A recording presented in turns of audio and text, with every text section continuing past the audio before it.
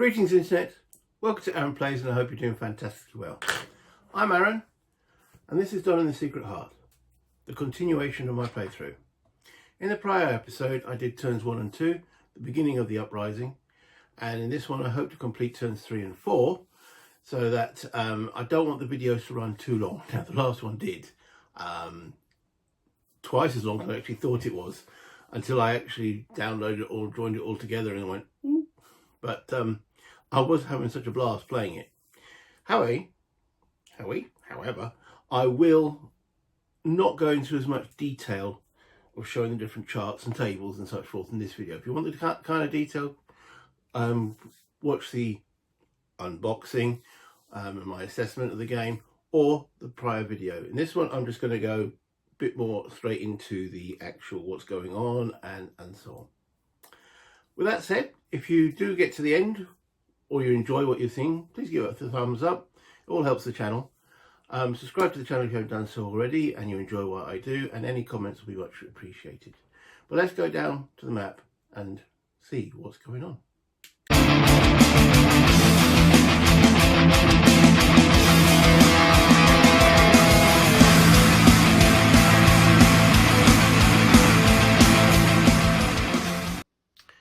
So there's the map, with the Royalists having taken 2 towns, which rather upset the government in Paris. The representative on mission, he's already at 20 after just 2 turns.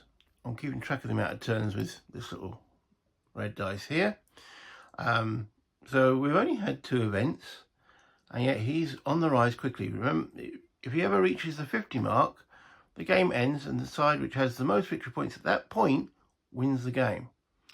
Though a lot of things that the Republicans control, such as their momentum rolls, are determined by moving his marker down. So I can see that going down for a few things, but man, did that shoot up quickly. And as I said, I really enjoyed soloing this and narrating it to you guys at the same time.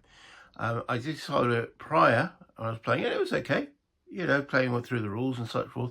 But actually going through and talking to what was going on with the camera involved, it just got very fascinating.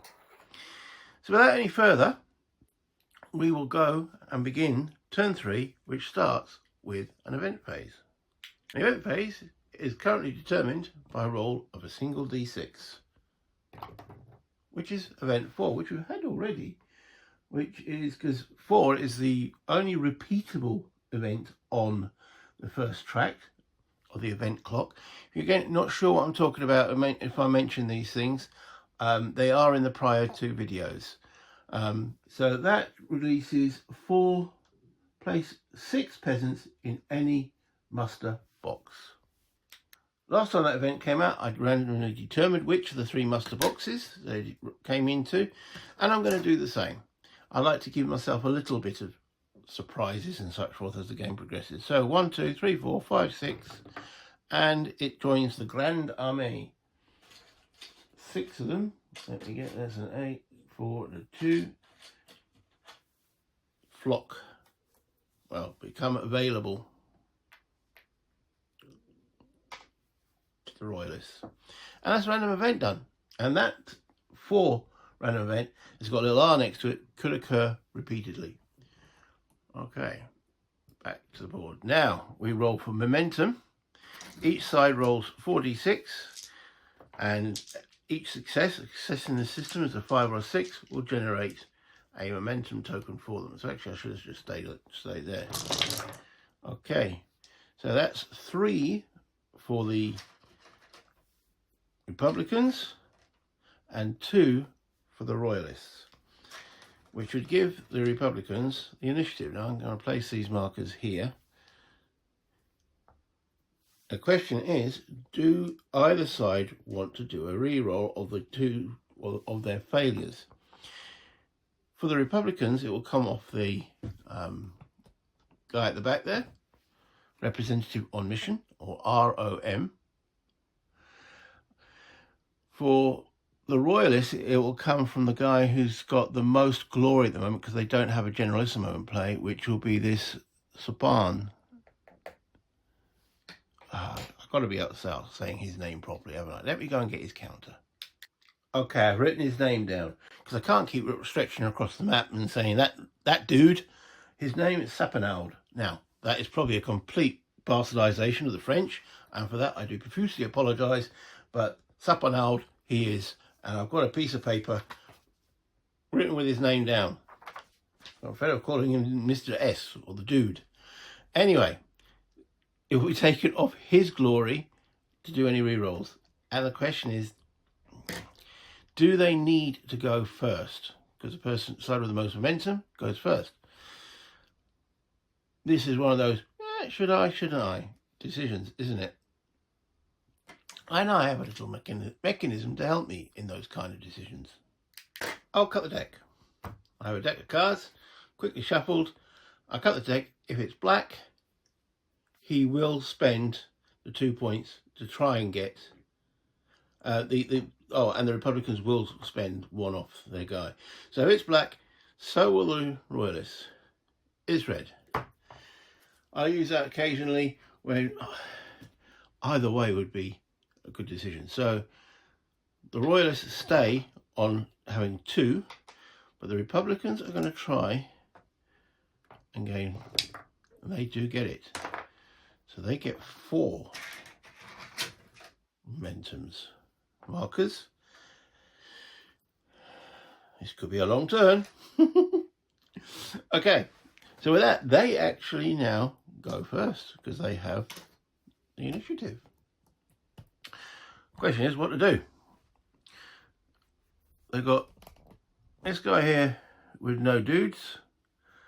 Gerard, he's got 1 gun and 1 National Guard. Morove with 1 artillery piece, and Canonclaw with 6 infantry and a gun. And I'll go right at the back here with 4. There's not a great showing of strength on this board, is there? So what we're going to do, they need to raise some more troops. And they're allowed to do this in 1 area per turn, and they're going to do it here. That's what this marker is placed. They also raise National Guard if they're attacked by the, or a town is attacked that is under their control by the Royalists, and they can raise more troops that way. But this is the only allowed 1 option of trying to raise troops when they're not directly under threat. So roll again, 4d6, 5 and 6s are successes. Okay, they've got 1. So that means he could raise 4 troops. Now Buzzard, how much glory does he have? I don't think he had much. He's over here. He could re-roll those 3 dice, expending his glory to raise more troops. And he will do so. He's already activated the area, so the area is successful, so he can do something with the 4 he's already gathered, but he wants more. Greed is good. And he gets more. He can't re-roll that one, that's it. So he gets, and he spends 3 of his glory points. Do you remember? If they never come back. 1, 2, 3. They're gone. Right. But that means he's raised 12 National Guards in there. You multiply the area by the successes and you get that multiple times per success. So that is 12 National Guard raised with Buzzard. And as he's activated there, he can actually move them. Now, he wants to come across and help Gerard. So he will activate, and now he could cross here, but moving into a 1 space doesn't sound a very sensible proposition, does it? Because that means he'll only get 1 dice to actually move out of there. So he will move with them here. And then he will continue. Now we know they've still got a decent army in the field there under Bonchamp. Buzzard needs to roll 4d6 to see if he gets out of the location. He does. All that's required is 1 success. and he goes into Saumur here. And then he'll move into, or try to move, and join Gerard. Or Gerard could come back and join him. The question is now, we've got 12, 13. Are they strong enough yet to take on Bonchamp? Bonchamp still has got quite a few. He's on 12. He's been chewing that up, hasn't he? He's got 12 glory. And Gerard, who would be the commander in that location, the commander is determined by the French by the person who's got the the lowest numbered rating between the two. Gerard, he don't have much glory either. I think forced preservation at this point might be a sensible option. So this guy will actually try to activate, but now notice I'm swapping the guys. As long as they haven't spent the momentum, which they haven't done yet, you can keep moving around the board with different commanders. So he will try to activate into there. Gerard, he rolls 3 and still gets a success. So now he moves into Saumur, where they now have a bit more of a reasonable army, and Gerard will be in command there. They still haven't no need to spend the momentum. Is there anything else they want to do at this moment? They have an army here and an army here. Let's try and get them back together. So let's try and bring that gun back into the town. Rolling 2 dice and 2 ones. Well, that's not good. Now, they can accept that. It's a failure. That would use up one of the momentum. Or Miovo, not sure where he's located on this track. He's over here. He ain't got much. He's only got 4. He could roll those to come and join Clanau. Now, Clanau hasn't been activated yet. How much has he got? Where is he located? He's on 8. He's not great either. To be fair, none of the Republicans at the start are great field commanders. We don't want to use up an initiative yet, so Mabau will spend 2 of his precious to try and get that gun back into Nantes. He rolls a 5 this time, so he's successful. He passes the artillery over to Clanau, who now takes command, or is in command. Okay, again, still at this point, no momentum's been consumed. We have 6 troops in this town. Do we want to gather them into a force? Now, I had to double check. You can't cross here. You can only cross the Loire River at this point and along. Those 2 areas are not connected. So let's move. So Gilbert, he's in a 3 area. Yep, he's successful. And then crosses into Nantes, or tries to, with 2 dice, and is successful. So now a large army starting to form there. Now, at present, as this guy's under an unordained priest, he can't be attacked. He's lying low amongst the peasantry there. Is it now worth sending this army over to here, where the Royalists are not particularly strong? We've gathered the force. 2 guns, 6, 12 infantry. That's not bad. Let's do that. They can't raise any more National Guard because that's already been done here. in Angers. I'm trying to put a French twist on it. I have no idea how to pronounce these towns. 4 dice. This time under Canelao, he's the commander. He gets success. The army crosses the Loire River, heading south. That's a good point, actually. I was looking at this. Always look at the map as that way is north, the top. Actually, this way is north, so heading south is that way. Moving on, trying to go now into this area here, only rolling 2d6 and failing. Now, Clenau does not have a lot.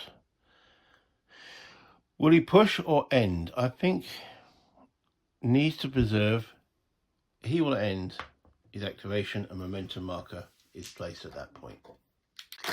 Now, it might appear that I am leaving this place ungarrisoned, and technically the Republicans are. However, in the prior game I played of this, I did send a Royalist army across, and it got trapped because you can't fall back across the river. So a Republican army came down here, fought and won the battle. The Royalists fell back to here because they couldn't fall back across the Loire, and then got trapped here and destroyed. So for the Royalists to take this town, they've got to be, I think, in a very commanding position. So, I mean, it will generate some National Guard. Anyway, I mean, it's worth a lot of victory points, and rightly so. But a lot of the peasants, if you look at this red number here, would disappear and go home afterwards anyway. So it's a risky move at this stage, especially at this stage. They haven't really got the force. That's why I felt, as the Republicans, confident enough to start sending their army north. No, that's not north. South. So that's east. Right. Maybe I should put a big direction marker on the board. But now that brings us to what the Royalists are going to do. All right. Well, they were, from last time, heading towards either Thoraz or Samor, but now there's an army there of a reasonable size. So do they continue? Now Bonchamp, we've got Stoffleo there, and Roche Jacqueline, who, since I've been reading the book, I've found out is actually a sort of nobleman. He could activate. They have got some more troops sitting in the muster box. Do they push on? And, you know, they're going to have to fight a battle somewhere.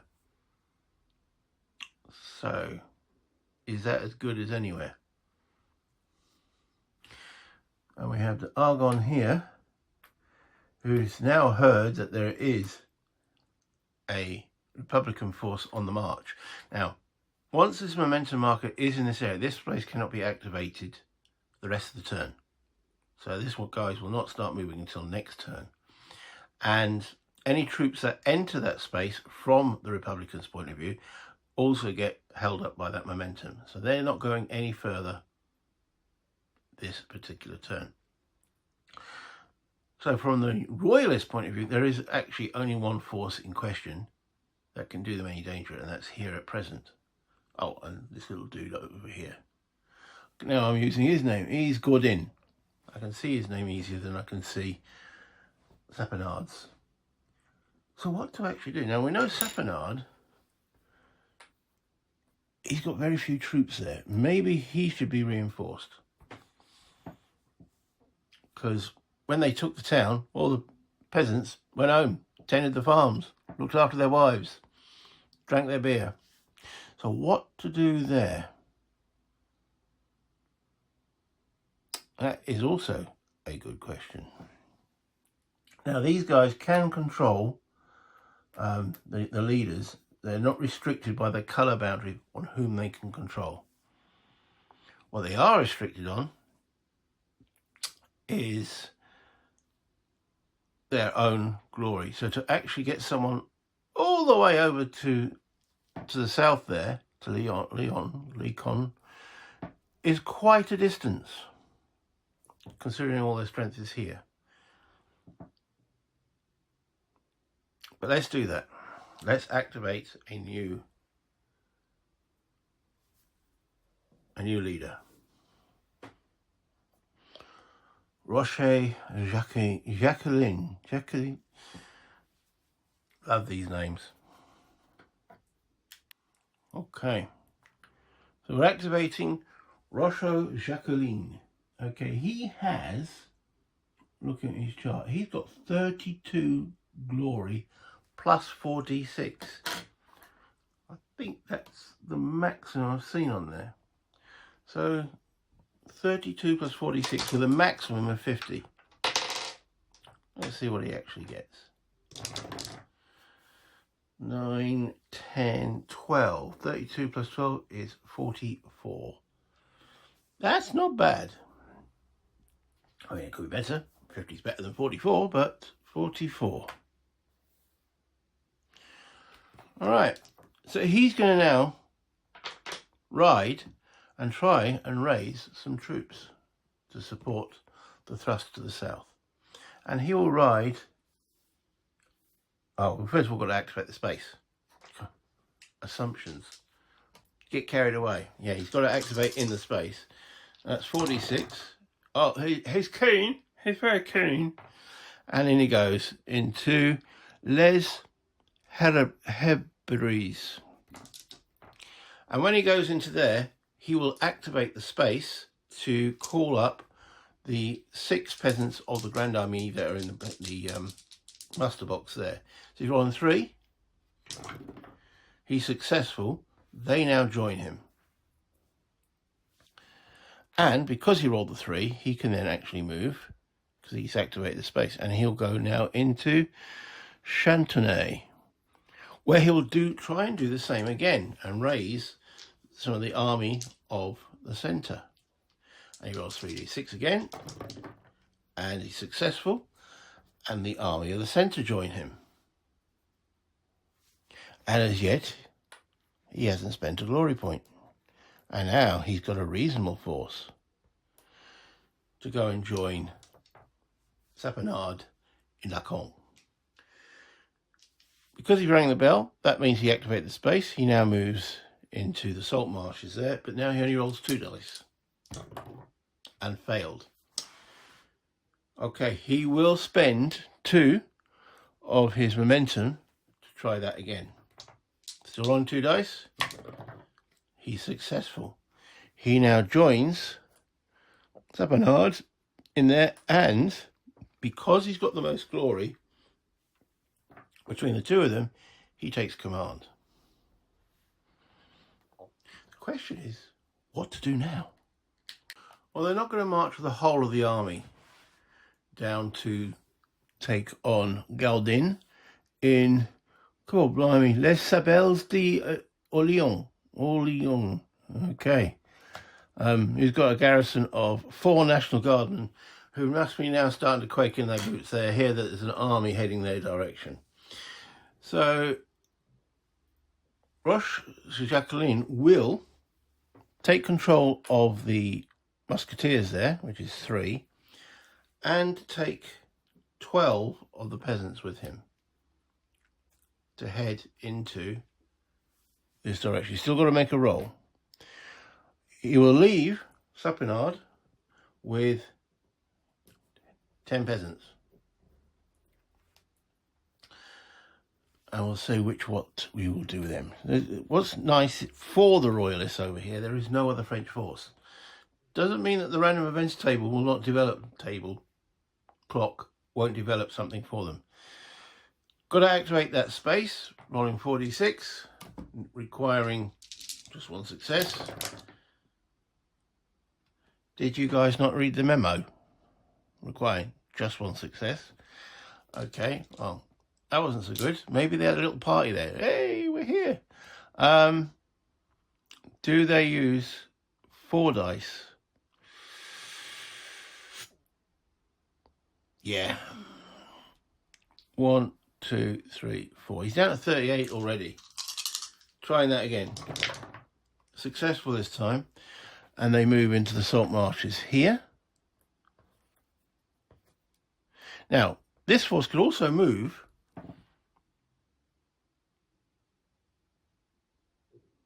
why not? Let's threaten this town.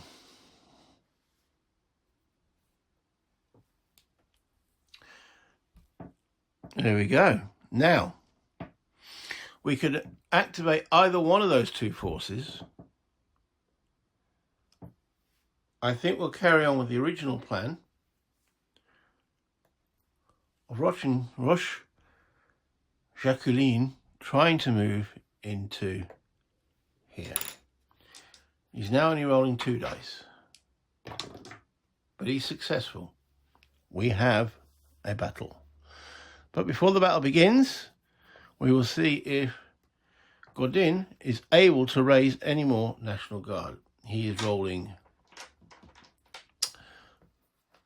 3 dice, because it's a 3 area, and each success will generate 3 National Guard.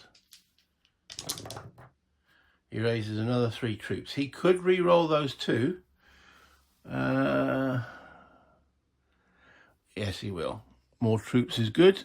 He will use 2 to try and generate some more troops.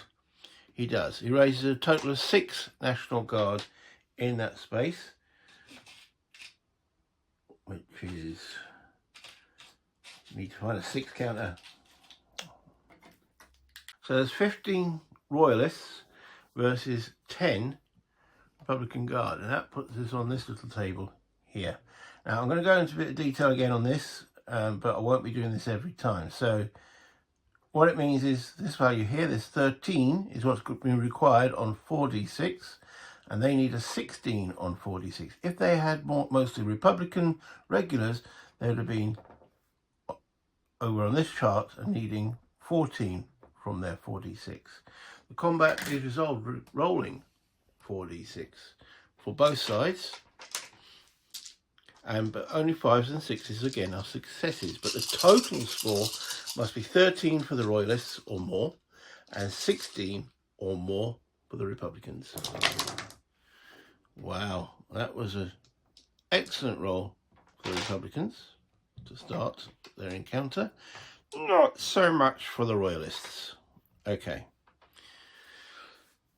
Next stage, or the first re-roll, the Republicans can re-roll their dice and the Royalists can re-roll their dice.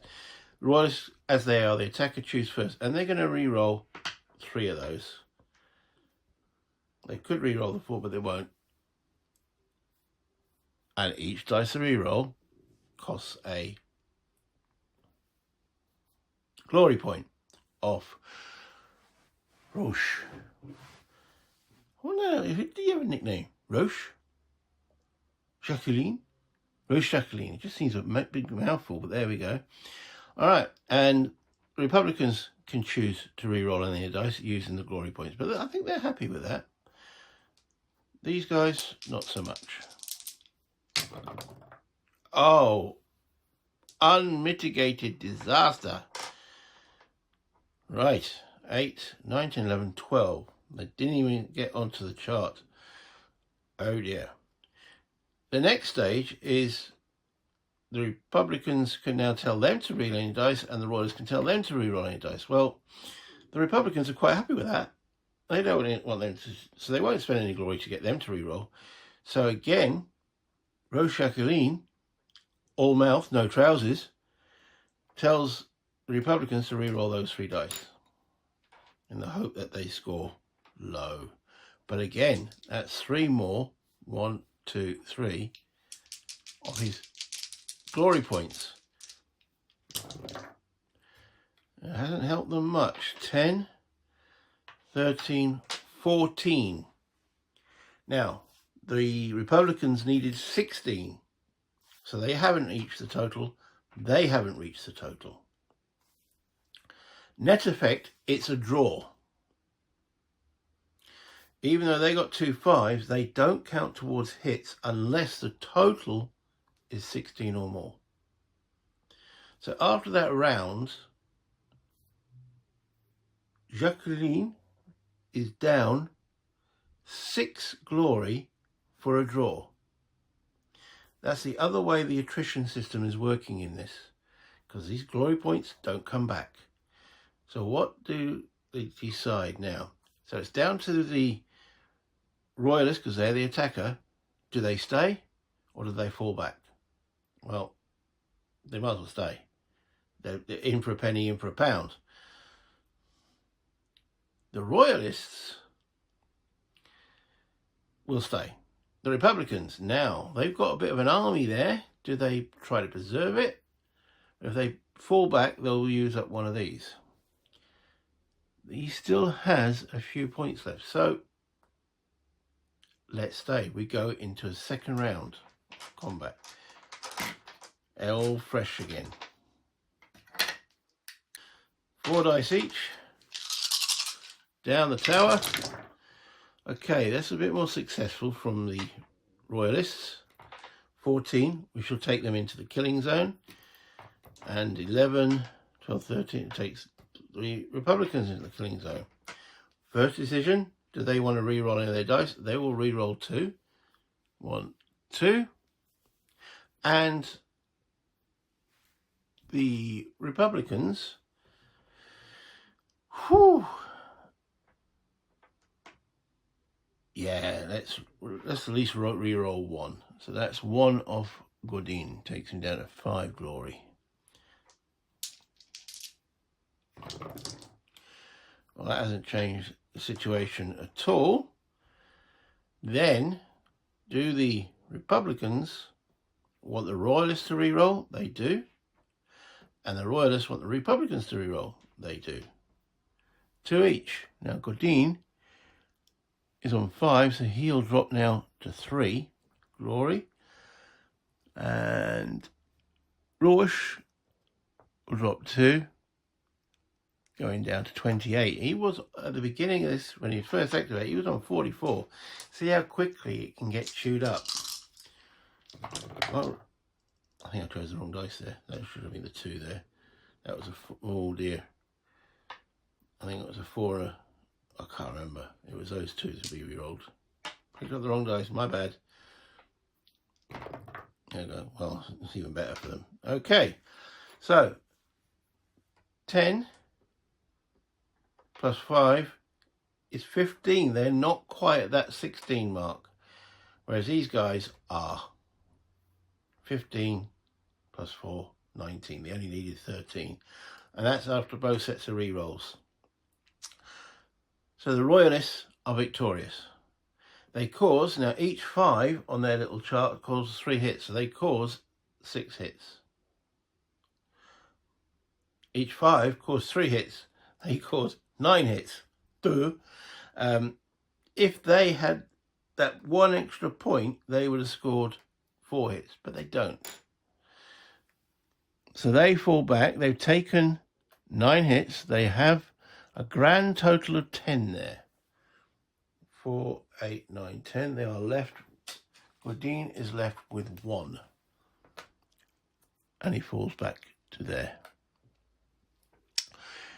That is a victory over the French Republicans. So the victory point marker goes up by 1 point. The town's taken, so on the actual town itself, let's zoom in a little bit there so you can see what I'm actually talking about. On the town itself, we have the Republicans. It's tricky. Republican Royalists. Why couldn't they have 2 different letters? The Republicans lose a point of victory, taking them from, where's their victory? They were currently on 12. It drops to 11, and the Royalists gain 4 victory points, taking them from 8 to 12. So they've gone into the lead there. Then we follow this tract. The Royalists gain 1 artillery piece and convert 2 of their peasants to musketeers. Don't want to put my hand totally in the way. There we go. So I'll zoom out a little bit now. So converting that 4.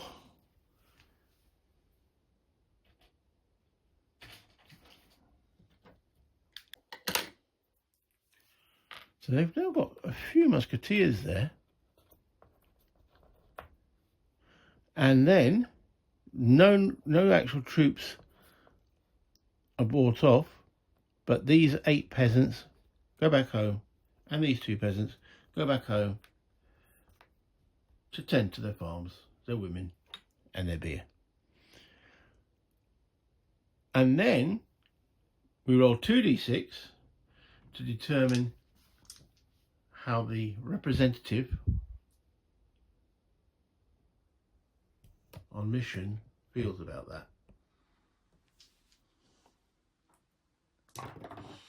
Oh, he's not a happy bunny. That's another 10 points. He's on 20. He's now gone all the way up to 30. That's another alarm bell, and we place a control marker in that town. And finally, that uses up one of their momentums, and it uses up one of the Republic's momentums from what, because he fell back from there. Well, that was quite dramatic as well. 2 rounds. Roche-Jacqueline's momentum dropped from 44 all the way down to 28. And now we pass back to the Republicans, where they've got effectively only got 1 force remaining, which is those guys there. What to do with them?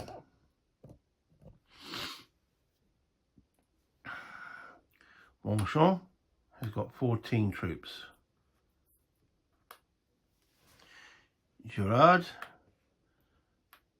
8 plus 4 is 12. The gun counts as 3. 13, 14, 15, 16. He has a slight edge troop-wise. He has a slight disadvantage quality-wise in the sense of glory. I think it's worth the gamble as the Republicans, because if we can drain some of these royalists of their glory with some of our weaker dudes, then when our stronger dudes arrive, they won't have much to fight back with. That's the plan. So activating Girard, he rolls 3d6. And the great plan didn't work. I think he's only got about 3 glory remaining. Yeah, he's not going to expend that. So that would place this marker, momentum wise. He's failed to activate the area, and that's actually the last space they could activate. So over to the Royalists, who heard about the mustering of the French Republicans in here. What do they do now? What do they do? They need to boost up their victory total. They do have a commander here, Charlotte, with some troops. Maybe take out this town. Pont-Bieuf. Let's do that. They declare for the Royalists. Charlotte. He's another big dude. 32 plus 4d6. 32 plus 4d6. Max 50, I suppose. Max 50. 32, 42, 43, 44, 45, 67, 48. Now the guy that's with him, St. Andre, he's got 3 plus 1d6. Maybe not. Give him... Now, we don't roll for St. Andre until we activate him independently. Is there a bell there? There is a bell in that town area. So let's see if we can raise the, what are they called? The Army of the Marais. Peasants there. So we're activating that space. Successful. These 4, 7, 8, 9 peasants come and join Charletta. Now, they could attack there. I don't think they're strong enough at the present moment, but do remember, if they take the town, this town gives them a gun, raises the national awareness, but all the peasants will go home.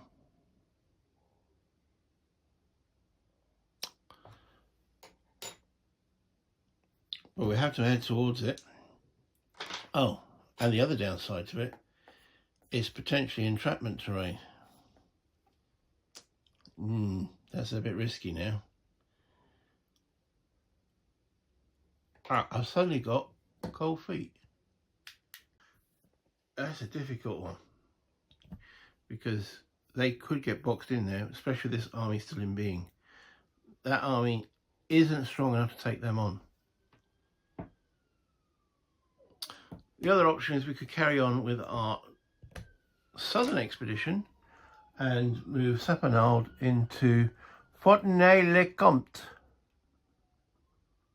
That probably, as there is no Republican force over there, that's probably the safer manoeuvre at the present moment.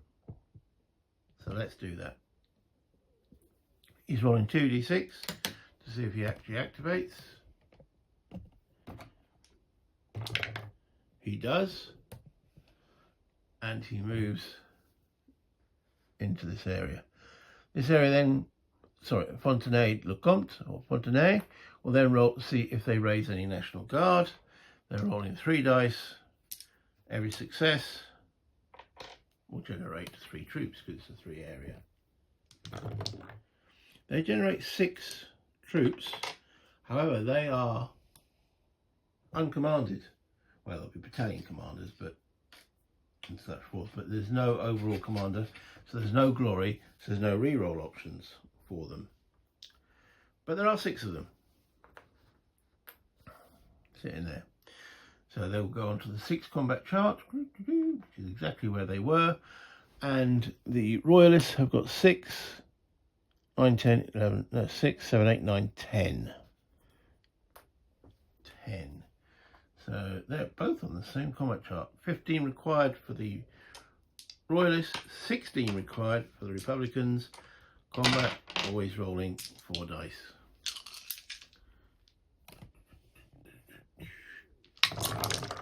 Okay.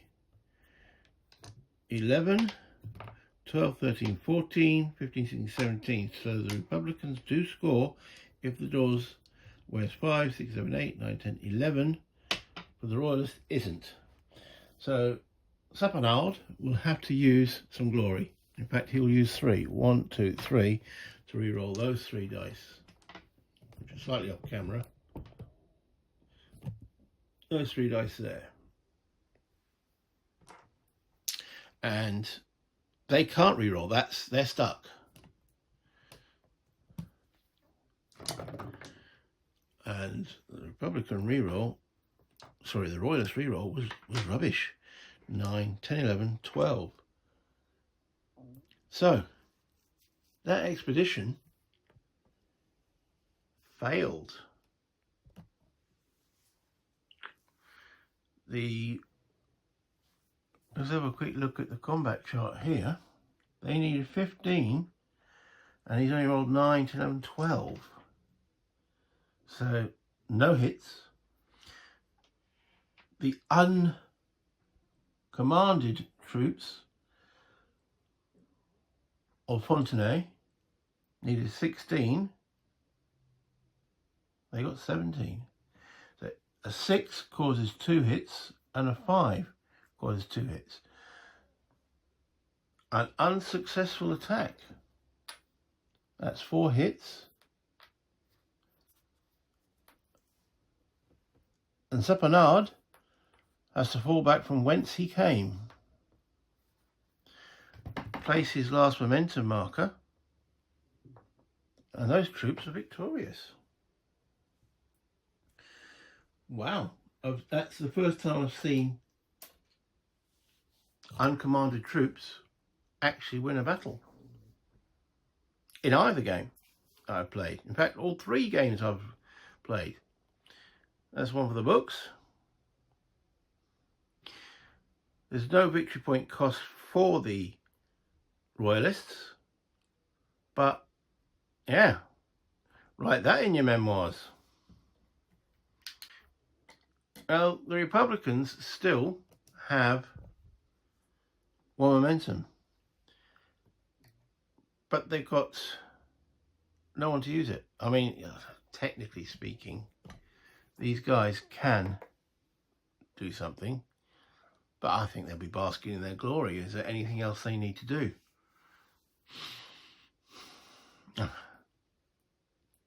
Yeah, I don't think they're going to attack.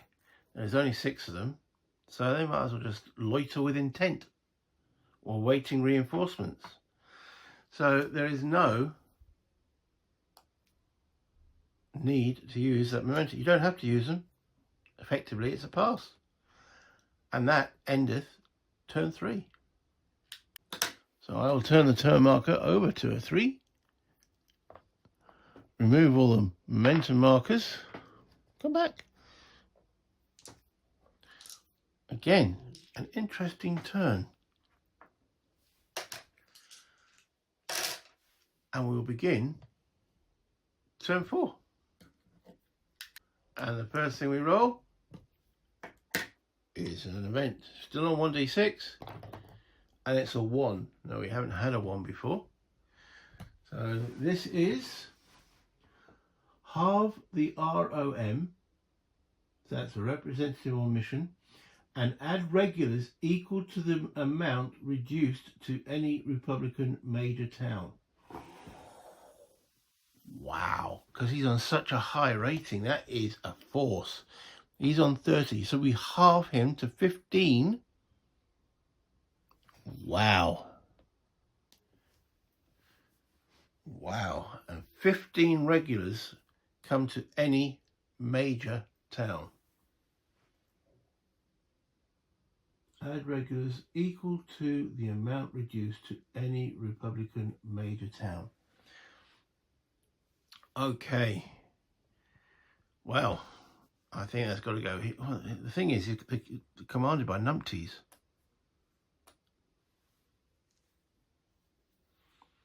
Do we want, as the Republicans, to keep those as a force in being? You know what this is going to require, don't you? Yeah, I'm going to have to draw a card. If it's red, they come to Samoa. If it's black, they go into Nantes, and Cannon Clow or one of his dudes can come back here to take command of them. To go over to the south side of the map, there's no commander over there. I mean, okay, Gordine, but he is very low on glory. There's no one else over there. So red, Samoa, black, Nantes. Cut the deck. It's red. 15 regulars come and join Gourard, who's got very little glory. But that's pretty much secured the town though, hasn't it? 15 regulars. The other thing that happens in the event is this token, this is the number 1 event, will now go and sit. Oh, can I get the camera all the way across there? Okay, yeah.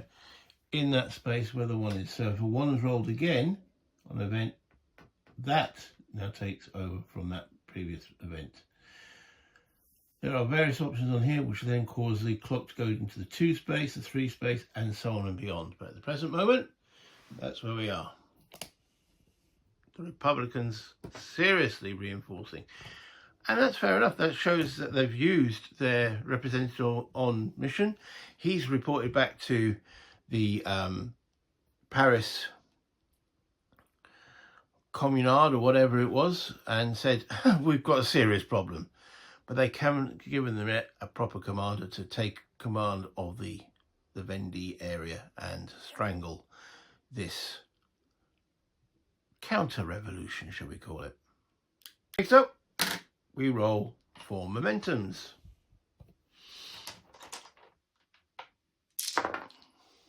So nice one, there it is. Right, so 2 6s and 2 5s, so that's 2 successes each. The question is, do either side want to use an expend glory? Well, for the Republicans, they'll use the representative on mission to try and gain any more, and for the Royalists, that would be Chanette using up his glory to do any rerolls. I think both sides will commit to doing some rerolls, and both sides get an additional momentum. 3 each, plus the raising more troops. So representative on mission goes 1, 2, 3, drops down to 12, and Charette drops from 48 to 46. Okay, 3 each. Who has initiative in that? Because it's a tie. If it wasn't a tie, it's the side with the most momentums will have initiative. Well, in this case, you compare the commander of the Royalists, Charette, because he's got the most glory, so he's in command until they get a generalissimo, which is this at the back here, but they haven't been called to have an election yet, versus representative on mission. So the Royalists have the initiative. Obviously, there's like, whoa, what are we going to do now, dudes? They have very little troops on the muster here. And what are the Republicans going to do? They're going to march from here with this big force to come drive into the heartland of the Vendee. They're going to use this force here to drive into the heartland of the Vendee. Or they're going to bring someone over to reinforce here. I haven't made that decision yet. So from the Royalist point of view, they do not have the strength to go into some more army-wise. Do they keep pushing with this guy, Rochette? Roche? Where did I get Rochette from? Anyway, Roche, Jacqueline. If they beat him, he will get a victory point. I mean, it did seem like picking on the small dude, but he's only got 5 himself actual troops.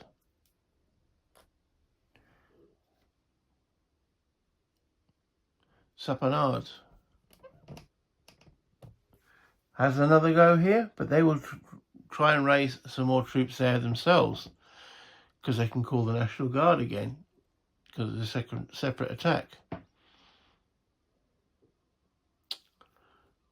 There's actually a severe shortage of troops for the Royalists. And they have a reasonable size army here where we're trying to work out, is it worth attacking here? And we have a reasonable size army there. Maybe combine them. Bonchamp has, he's got a fair army, I suppose.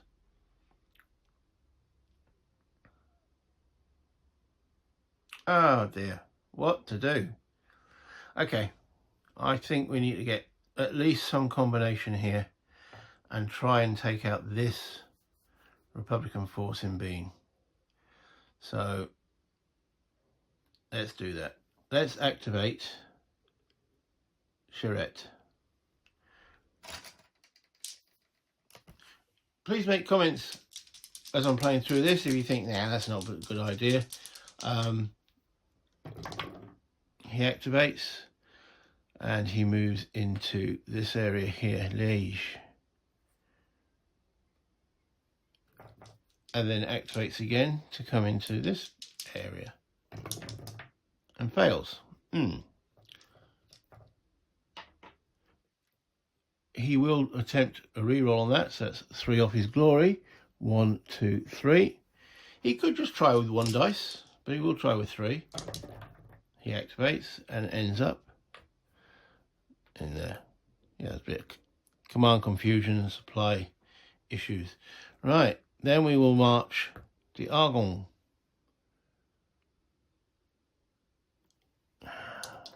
He's in a 4 space. He's rolling 4d6. Yep, they're quite happy to leave there and moves in here with his forces.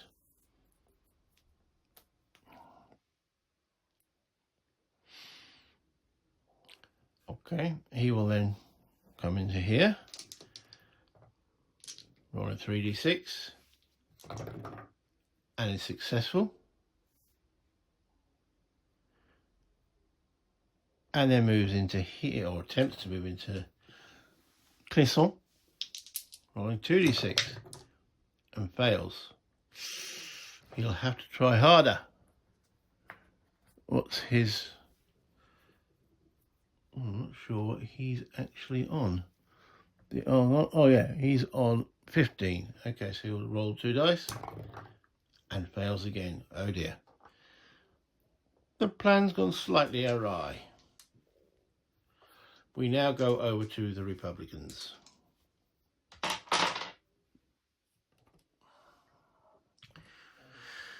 They've got no one here. Bossard has got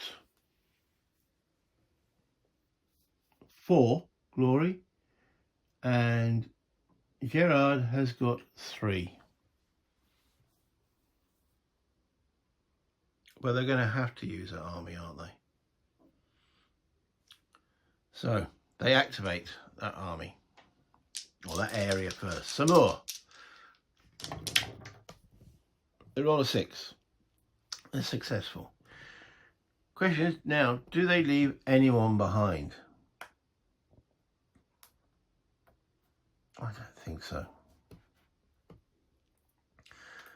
And they move into a yard. Noyance. Okay. Then from there, try to get in, activate that space. 3d6. They are successful. This is a biggie. The Battle of Vieres.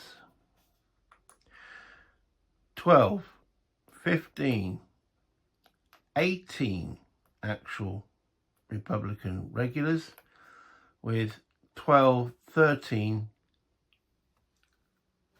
National Guard. That puts them on the highest on the chart they can get. Bonchamp has got 14 rather worried Royalists under his command. Okay, we start with a 4d6 roll. Okay, for each side. Oh dearie me. The Republicans only need to roll, get 10 or more, which they've obviously exceeded. The Royalists need to get 13 or more, which they've succeeded. But at the present moment, that is a bit of a catastrophe. But the Republicans commander decides, does he want to re-roll any of those dice? Remembering glory is such a precious commodity for them at the present moment, they decline to do so. Bonchamp definitely needs to do some re-rolling. So he's going to re-roll those 3 dice there. And use up 3 of his precious glory. He's on 12. He's now dropped to 9.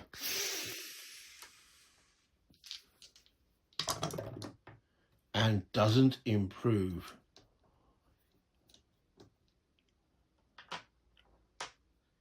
They are at the minimum to score any hits. We now go to the second effect of the dice, where Bonchamp can get the Republicans to reroll, and the Republicans can get these guys to reroll. They don't need to. Again, the glory for the Republicans is that very precious commodity. They're not going to do it, but Bonchamp will spend 3 of his remaining glory to try and save something, dropping him to 6. So hopefully, from his perspective, they are much worse. Okay. A brilliant attack falters. Okay. That's the final result. Both sides, 7, 8, 9, 10, are in the scoring zone of the combat results table. So look here, they needed a 10. They needed a 13, 9, 10, 11, 12, 13. They're just there. But only 5s and 6 scores hits. So they inflict 3 hits. They didn't roll any 5s and 6s after the Bonchamp pulls some magic little trick out of his derriere, and the Republicans scored no hits. 3 troops are taken. Now, it doesn't actually define where losses come from, or does it? Let me double check the rules. It says the player receiving the hits decides. I don't think that's right. I mean, it's fine, that's what's in the rules. I'm going to edit that slightly. Little house rule. I reckon because the regulars were taking, and I've done the chart here, they must take the most hits. So they're taking 3. So that'll be 2 hits off the regulars and 1 hit of the National Guard. That just seems proportional. The guys that are leading or get you the modifier on the chart should be the ones that take the hit. That's not as it's written in the rules, but that's what I'm going to do. So they lost. They lost. Which actually grants Bonchamp a victory point. Or which takes the... No, wrong one. Where's the... There it is, it's under the 12 marker. The Royalists gain a victory point. They're now on 13. These guys fall back from whence they came. Not yet. Such an overwhelming force didn't really achieve much. So it's not just the numbers game. But with all that into consideration, Bonchamp can write that in his memoirs. His army wasn't reduced, but his glory has taken a pounding. He's down to 6 glory now. And the final thing is, one of these is placed in that space there, from whence they retreated. So now we will activate for the Royalists over here to pick on this guy, beating him up, gains him a victory point. But he is in a salt marsh, which means it's hard to get out of. But they've only got 5 troops themselves. Still not great, is it? With 5 regulars with a commander, they're looking at a 15 required on 3 dice. 4 dice. Oh, yes, they'll go for it. Go for it. Okay, so they've got to activate out. This space is a 3 dicer.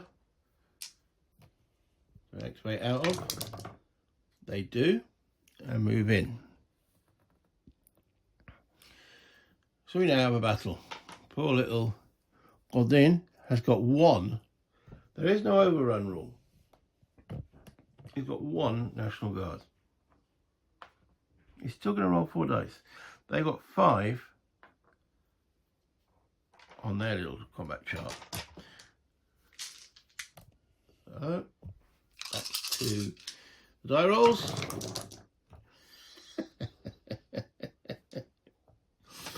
Yeah, I know, I'm laughing. Oh dear, oh me. It's amazing what these pieces of plastic can do to you, isn't it? Right, okay. That's an exceptional roll. Republicans, the Royalists have got more than enough. So when it comes to their own side re-rolls, neither side does anything. When it comes to the opponent re-rolls, well, they don't like the look of that. I mean, okay, 6 causes 2 hits, 5 costs 1 hit. So, but Rourke has got enough. He will get them to re-roll those 3 6s. 1, 2, 3, dropping his glory from 28 to 25. Now, Gordine, who must be doing a guerrilla campaign, he's only got 3 glory, so he'll get them to re-roll those 2. The 2 6s, and take his glory down to 1.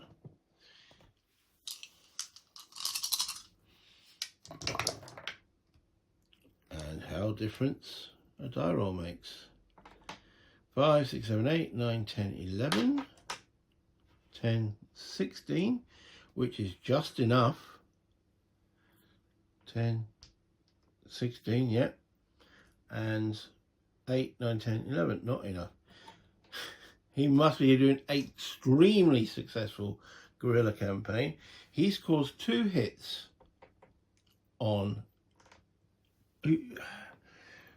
Rourke and forced him back. They scored nothing. 2 hits. Nothing is guaranteed in this game. We could say narratively, say he ambushed him. That was shameful. And that area is now marked. Shameful. It is down to 1 glory, but how well he used it. Okay, there's only really 1 French force still in being. They're all French forces. Only 1 French Republican force in being, and this is under Canon Clow, who has got 8 glory.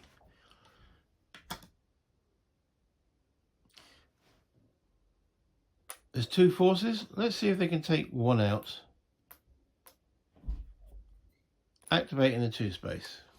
Or trying to activate the 2 space that they're in at the moment. No. Good start.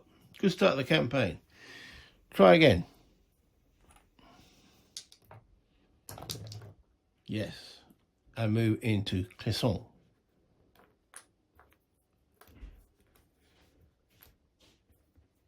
Okay.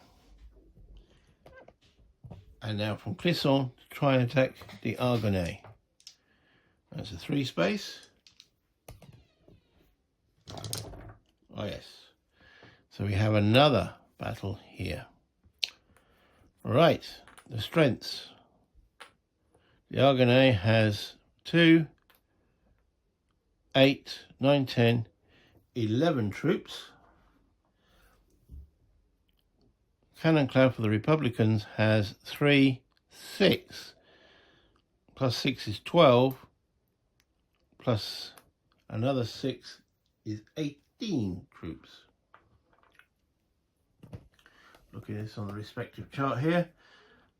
11 required, 13 required for the Royalists. Let's roll the 4d6 that each side get.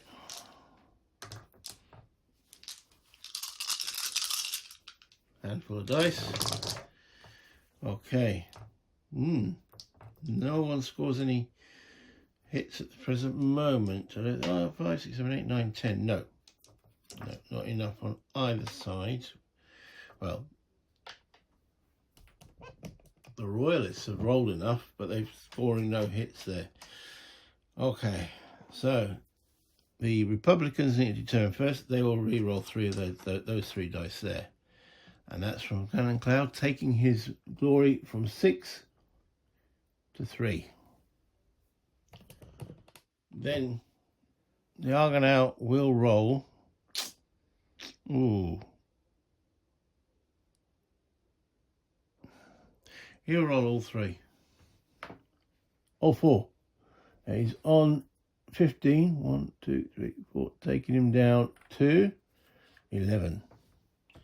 There's a big reroll.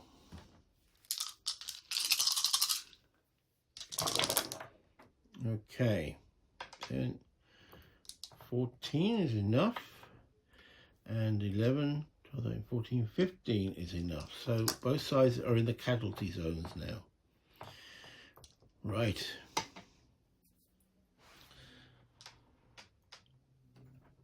Republicans have got to make a decision. Do they want these guys to re-roll? They do. Cannon Cloud's on 3, taking him down to 1 initiative. Argonaut, get them to re-roll 2, taking him from 11 down to 9 glory. Did I say initiative? 1 glory for Cannon Cloud. Right.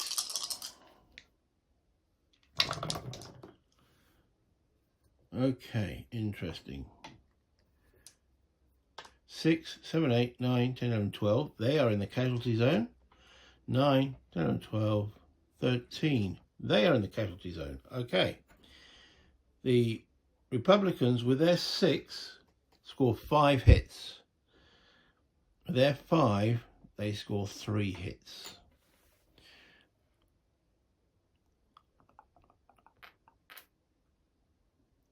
Yep, so 3 hits. So we will take, well, I'll portion that out off camera. Right, so I've taken the losses. They've got to fall back from this location. And wherever they fall back to will use up their last momentum. So that's him done. They move into there. These guys, they won. But they're now having their glory almost exhausted. They don't use up a momentum point to do that. So they can carry on. But with this guy in command and the 2 Gilbert and Morale, both not looking too clever themselves, yeah, it's not looking too good for them there in the sense of command. Should they go back and liberate or bring back to the cause this town? I think that might be a good idea. So they roll. Taking that force on, probably not. Taking this on, probably yes. So rolling 2 dice to leave that area. They are successful. They like the sound of it looting and pillaging, and move into that area and then into the town itself. Rolling 3 dice. They are successful. There's no Royalist force there, so it immediately switches back. That victory mark has gone. The Republic gain 5 victory points. They're currently on 11, so that takes them to 16. And the Royalists drop from 13 down to 11. And that uses up a momentum. The Royalists have no momentum. The Republic do. They have 1 guy at the top here with his 1 stubborn little resistance fighter. We'll try and activate him. He's only getting 1 dice. See if he can actually leave that province. No. Do you want to try a reroll with him, Godin? How was his... He's actually only got 1 glory left. I think we'll keep him with his 1 glory. That'll place the last marker, and that will end the turn. let's just do a bit tidy up. So this now goes to turn 4. So 4 turns completed. Remove the markers.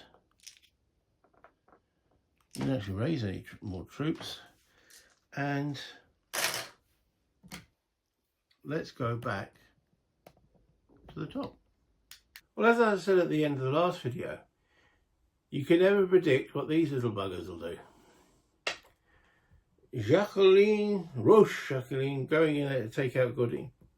By all the lords, should have taken him out. I mean, I was even discussing an overrun there. Is there an overrun? Well, you can see why now there isn't. What actually happened there? Who knows? But in my mind, he ambushed him, forced him back, intimidated him, made him think he had a force bigger than he actually did. Whatever happened, Roche Jacqueline decided that, yeah, I'll go back.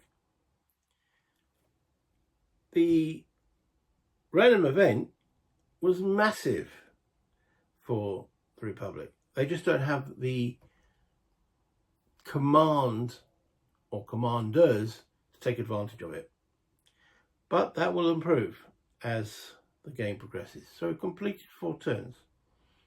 And we're still only in the first event clock. So there's a lot of this to play. I hope you've been enjoying it, because I've been enjoying playing it. It's really down to you guys if you've been enjoying watching it. If you have, please let me know with one of those. Subscribe if you haven't done so already. And of course, any comments will be much appreciated. It all helps the channel. The comments will help me, and it will also help the spread of the game. I think this game does, and this game system, the Limits of Glory system, elegant, absolutely fun to play. And I say even solo, because of the way the dice go, it works. I have to make some little tough decisions. I just use a deck of cards. If I personally can't make that decision, I don't know what an AI opponent would choose. It randomizes it. It keeps me guessing. That's all fun to me. So I hope you had fun watching it. If you did, let me know. Until next time though, play games, have fun. Bye.